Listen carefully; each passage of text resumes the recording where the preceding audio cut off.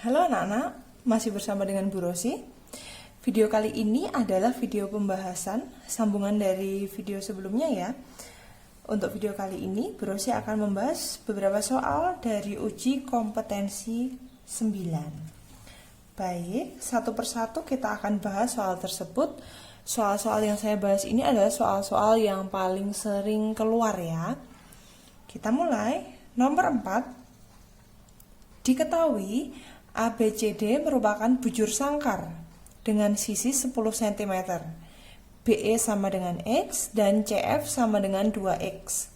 Tentukan X agar luas segitiga DEF minimum dan hitunglah luas segitiga DEF tersebut. Baik, kita mulai. Di sini bujur sangkar ABCD, sisinya 10 cm. Kalau dia bujur sangkar berarti sisinya sama ya. Di sini yang bisa kita tulis ini AD berarti 10 cm, DC juga 10 cm gitu. BE sama dengan X, BE itu sama dengan X, dan CF sama dengan 2X ini, 2X. Nah, ada beberapa ruas garis yang belum kita ketahui panjangnya. Di sini AE kita belum tahu, tapi DC sudah tahu. Kalau DC 10 dan EB sama dengan X berarti AE berapa itu? 10 dikurangi X ya. AE itu berarti 10 dikurangi X. Begitu juga dengan BF. Berapa itu? Ini 2X berarti BF-nya 10 dikurangi 2X. Oke. Selanjutnya, tentukan nilai X agar luas segitiga DEF minimum. DEF itu yang mana? DEF. DEF itu segitiga yang saya arsir di dalam. Nah, kalau menghitung luas segitiga itu berarti kita menggunakan rumus ya. Mesti kamu sudah di luar kepala tuh rumus luas segitiga apa tuh? Setengah alas dikali tinggi. Nah, kita akan mencari luas dari segitiga ini. Tapi setengah dikali alas kali tinggi itu berlaku untuk segitiga yang tingginya diketahui, atau paling gampang itu kalau bentuk segitiganya adalah segitiga siku-siku. Tapi kan kita belum tahu si DEF ini segitiga apa. Sisinya pun kita nggak tahu panjangnya berapa. Nah, karena segitiga DEF ini berada pada bujur sangkar, berarti kita bisa menggunakan luas bujur sangkar ini untuk mencari luas segitiga DEF. Caranya gimana? Persegi bujur sangkar ABCD ini terdiri dari beberapa buah segitiga, ya kan? Segitiga DEF itu sendiri yang saya arsir, kemudian segitiga AED, segitiga EBF, dan segitiga FCD. Kita bisa mencari luas segitiga DEF dengan cara menghitung luas bujur sangkar, kemudian dikurangi oleh luas segitiga yang tidak diarsir. Wah, ini kembali lagi ke materi tentang bangun datar SMP ya. Oke. Jika segitiga DAE ini saya sebut sebagai segitiga 1, ini segitiga 2, ini juga segitiga nomor 3. Berarti kita bisa mencari luas segitiga DEF dengan cara mencari luas bujur sangkar dulu. Luas bujur sangkar A, B, C, D dikurangi luas segitiga 1, iya, segitiga 1 ini dikurangi luas segitiga 2 dikurangi luas segitiga 3. Oke, sip. Kita tinggal masukkan angkanya. Luas persegi ABCD berarti 10 kali 10 ya, langsung 100 dikurangi luas segitiga 1. Segitiga 1 ini alas kali tinggi bagi 2. Alasnya ini setengah, ini kali ini 10 dikali 10 min X. Ini saya kurung dikurangi lagi luas segitiga 2 setengah, alas sama tinggi sama aja ya, X 10 min 2X gini. Tuh nggak cukup, saya taruh bawahnya ya, dikurangi setengah, ini alasnya 2X, tingginya 10. Oke, segitiga 1, 2, 3 itu istimewa. Kita bisa langsung menghitung luasnya karena dia kan siku-siku. Bujur sangkar itu kan sisinya siku-siku toh. Ini siku-siku, ini juga siku-siku, ini juga siku-siku. Jadi kita bisa langsung menghitung luasnya, setengah alas kali tinggi. Baik, yuk kita mulai. Dari tadi kita mulai terus ya. 100 dikurangi, ini bisa kita cari 2 habis, ini tinggal 5. Sederhanakan, berapa itu? 5 kali 10, 50. Dikurangi 5X gini, dikurangi. Ini kita coretnya sama dalam aja biar mudah. Ini 2, ini jadi 5, ini habis ya. Berarti jadinya X dikali 5, 5X, X dikali min X, berarti min X kuadrat. Masih dikurang di bawah sini ya. Bawah sini cukup kayaknya. Kurangi sama ini 2 sama 2 bisa hilang, seret tinggal 10X. 10X. Oke, yes. Kita jabarkan dulu. Ini dibuka kurungnya, 100 dikurangi 50 ditambah 5X dikurangi 5X ditambah X kuadrat dikurangi 10X ini ya. Kita urutkan dari pangkat tertingginya X kuadrat, kemudian ini 5X min 5X habis, tinggal min 10X ya, min 10X, kemudian ini 100 dikurangi 50 plus 50. Nah, ini adalah rumus luas segitiga DEF dalam X. Nah, ini berarti dia merupakan fungsinya. Ini bisa kita ubah menjadi L X. Ini juga L X. Ini juga L X. Ini juga L X. Oke. Luas segitiganya, rumus fungsi dari luas segitiganya sudah diperoleh. Selanjutnya apa tuh? Tentukan X agar luas segitiga DEF minimum. Segitiga DEF menjadi minimum ketika turunannya sama dengan 0 ya. Luas min diperoleh dari L aksen X sama dengan 0 ini ya. Kita turunkan berarti berapa? 2X dikurangi 10 sama dengan 0. 2X-nya sama dengan 10, X-nya sama dengan 5. Oke. Luas segitiga DEF minimum jika X-nya sama dengan 5. Nah, luasnya itu sendiri berapa? Kita cari di sini. Luas segitiga DEF itu sama dengan luas X. Berarti X-nya tadi 5, berarti L 5 sama dengan 5 pangkat 2 dikurangi 10 dikali 5 ditambah 50. Oke. 25 dikurangi 50 ditambah 50. Oke. 50 sama 50 bisa hilang. Berarti luas segitiga DEF minimumnya berapa? 25. Luas itu satuannya apa? Sentimeter ya? Sentimeter persegi. Oke. Di sini saya tidak menulis kesimpulan karena tempatnya nggak cukup ya. Saya hanya simpulkan menggunakan kata-kata saja, kalian nanti tulis sendiri. Nah, segitiga DEF akan menjadi minimum jika X-nya, nilai X-nya sendiri adalah 5 dan luas minimum dari segitiga DEF itu adalah 25 cm persegi. Kenapa dia minimum? Karena ketika kita lihat di fungsinya, ini ya. Ketika kita lihat fungsinya, ini koefisien X kuadratnya bernilai positif. Karena dia positif berarti kan grafiknya senyum.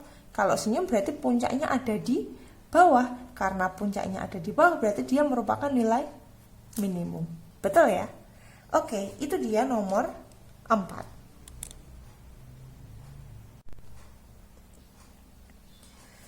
Berikutnya adalah pembahasan UK 9 nomor 5. Selembar seng 60 cm akan dibuat talang air. Tentukan ukuran penampang talang agar dapat mengalirkan air sebanyak-banyaknya. Oke, soalnya sederhana sekali. Jadi kalau dia digambar itu ada penampang talang. Penampang talang tuh saya lebih mudah ketika menjelaskannya menggunakan benda ya. Selembar seng, misalnya ini seng ya. Kemudian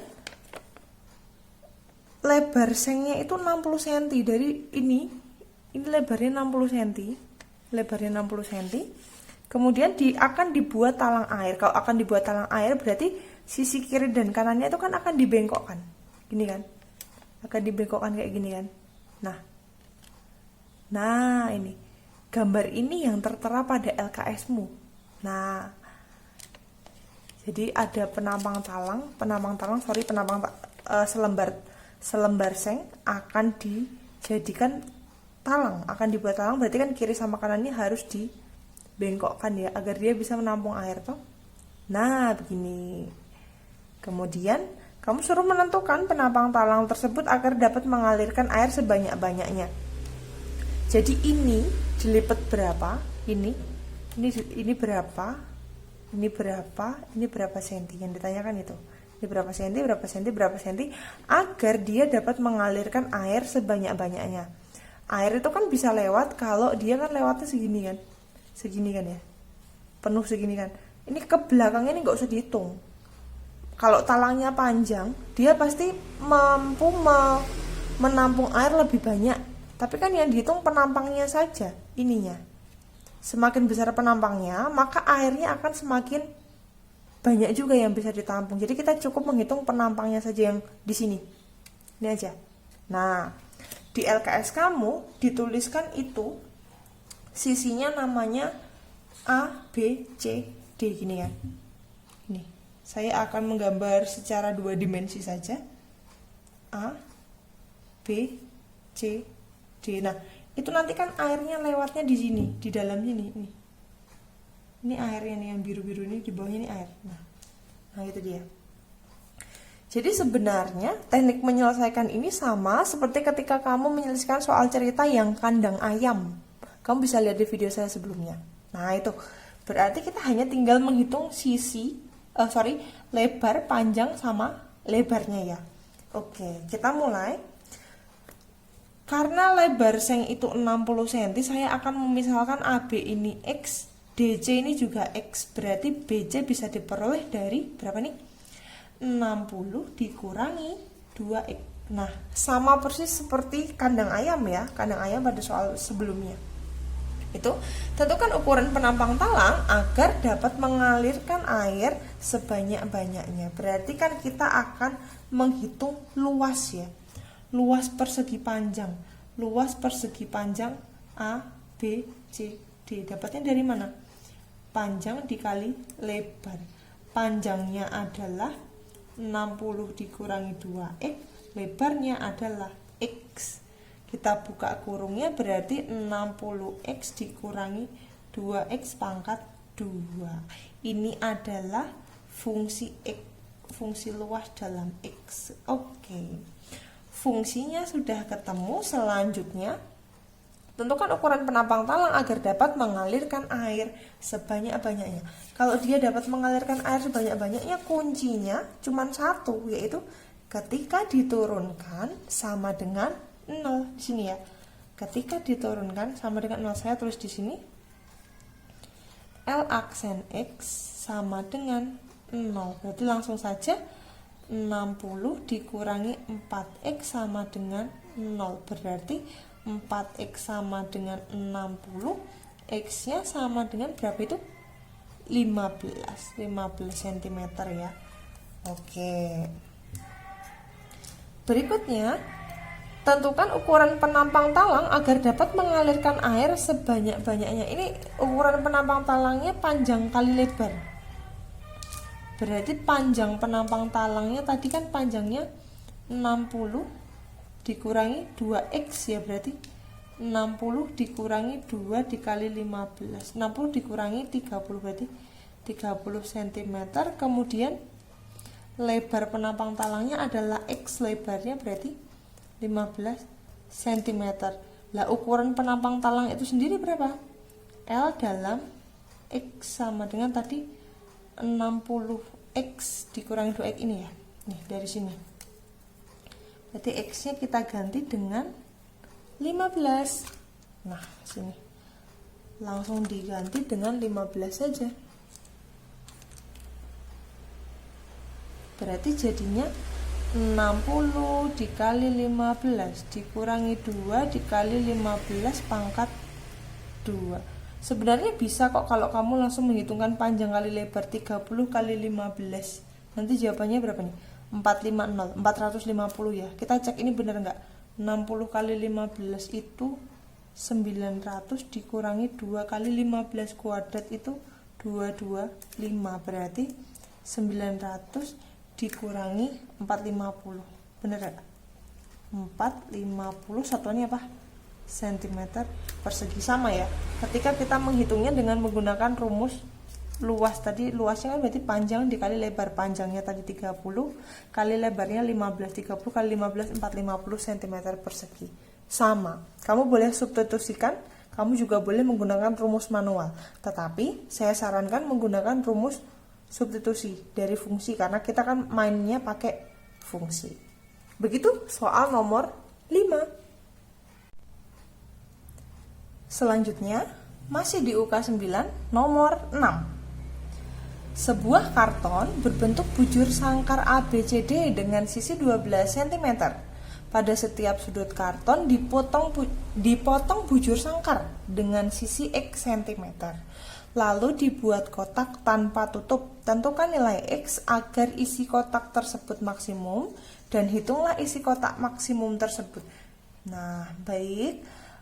Kalau disajikan soal semacam ini, kamu lebih baik untuk menggambar sketsanya terlebih dahulu ya.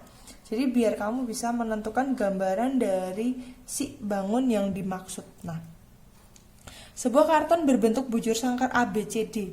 Saya gambar bujur sangkar ABCD. Nah, anggap saja gambar saya bagus ya. A, B, C, D. Kemudian dengan sisinya 12 cm. ABCD ini masing-masing 12 cm.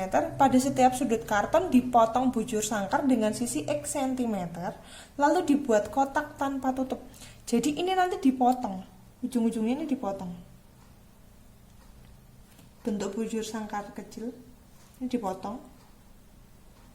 Ini juga dipotong. Kalian bisa membayangkan nggak ketika ini dipotong? Nah, ukurannya kan sama nih, keempat-empatnya ini kan sama. Kalau ini kita tarik garis putus-putus, nah ini juga garis putus-putus. Nah, terus kita akan lipat kertas itu sesuai dengan garis putus-putusnya itu. Otomatis ini kan naik ya. Sisi CB itu naik, AD juga naik, DC naik, AB juga naik. Jadi dia akan membentuk akan membentuk kotak tanpa tutup ya. Kotak tanpa tutup. Nah, kemudian yang ditanyakan adalah tentukan X agar nilai kotak tersebut maksimum. Kalau yang dibilang adalah isi kotak, berarti hubungannya dengan rumus apa? Volume ya. Karena yang dibicarakan adalah isi kotak, berarti kita akan berbicara tentang volume. Nah, kembali lagi ke pelajaran SMP ya. Nah, sini volume A, B, C, D. Apa tuh? Masih ingat volume bangun ruang? Luas alas dikali tinggi. Alasnya berbentuk apa sih? Persegi ya. Tadi dia sisinya 12 cm. Kalau ini dipotong berarti kan sisinya berkurang ya. Ini dipotong X, misalnya saya jadikan X, ini juga X, ini X. Ini X, X, X, X. Berarti si garis hijau, si garis putus-putus hijau ini panjangnya berapa? 12 dikurangi ini sama ini, berarti 12 dikurangi 2x.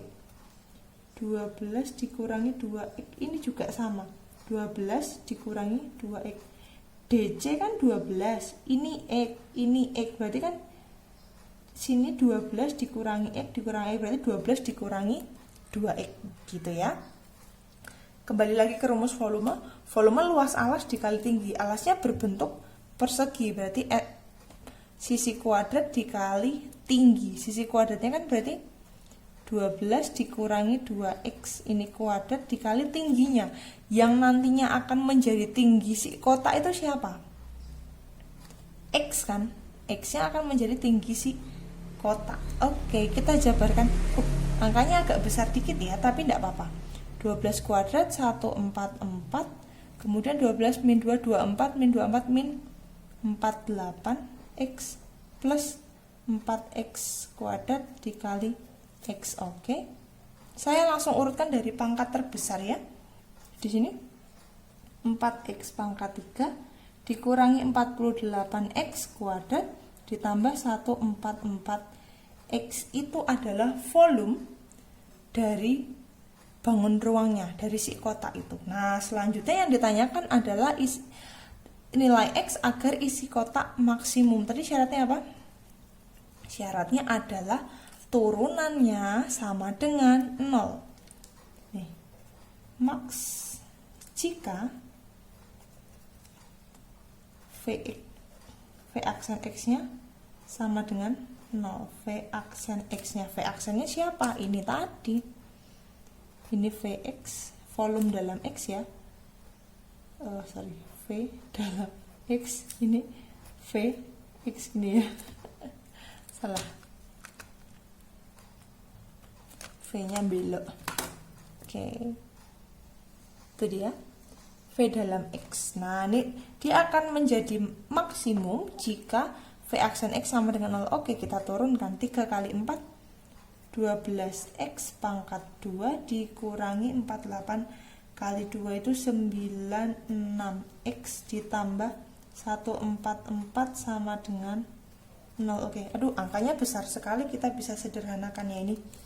Semuanya sama-sama dibagi 12. Bagi 12 bisa nih kayaknya. 12x, berarti ini x kuadrat dikurangi 96 itu berarti 8x ditambah 12 juga sama dengan 0. Nah, ini kita bisa faktorkan. Sama dengan 0 x berapa itu? 2 dan 6 ya. Berarti ini min berarti x sama dengan 2 atau x sama dengan 6. Ada dua buah nilai x, tapi kamu jangan terburu-buru untuk langsung mensubstitusikannya ke dalam Vx. Kita cek dulu. Nah, yang menjadi pedoman adalah ketika nilai x-nya kita substitusikan ke kotaknya. Tadi nilai x-nya sama dengan 2. Kalau x-nya 2 kita substitusikan ke sini bisa nggak? 12 dikurangi 2 kali 2, 12 dikurangi 4, bisa ya? 12 dikurangi 4 kan 8 bisa. Kalau 6 bisa nggak? 6. 12 dikurangi 2 kali 6, 2 kali 6, 12. 12 dikurangi 12, 0. Mungkin nggak suatu bangun ruang itu luas alasnya 0? Tidak mungkin, tidak bisa ya. Berarti yang ini, 6 ini tidak memenuhi. Karena ketika nilai 6 ini disubstitusikan ke 12 dikurangi 2x, nanti dia hasilnya adalah 0. Kalau 0 berarti nanti luas alasnya menjadi 0. Bangun ruang nggak ada yang alasnya 0, nggak bisa ya. Oke, berarti yang memenuhi hanya x sama dengan 2. Oh, sudah ketemu nilai x-nya sama dengan 2. Nah, yang ditanyakan adalah isi kotak maksimum tersebut. Berarti tadi kita substitusikan ke Vx-nya 2. Berarti masukkan ke sini 4 dikali 2 pangkat 3 dikurangi 48 dikali 2 pangkat 2 ditambah 144 dikali 2. Oke. 2 pangkat 3 24, 8 kali gini aja deh. 4 kali 8 dikit-dikit ya, dikurangi 48 dikali 4 ditambah 288. Ini tadi 32 dikurangi 48 itu 192 ditambah 288. Nah, ini sama dengan 128 cm.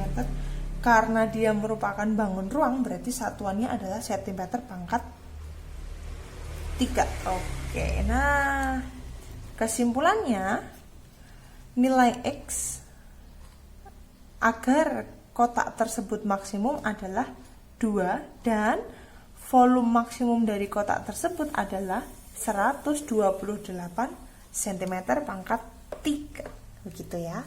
Soal nomor 6 beres.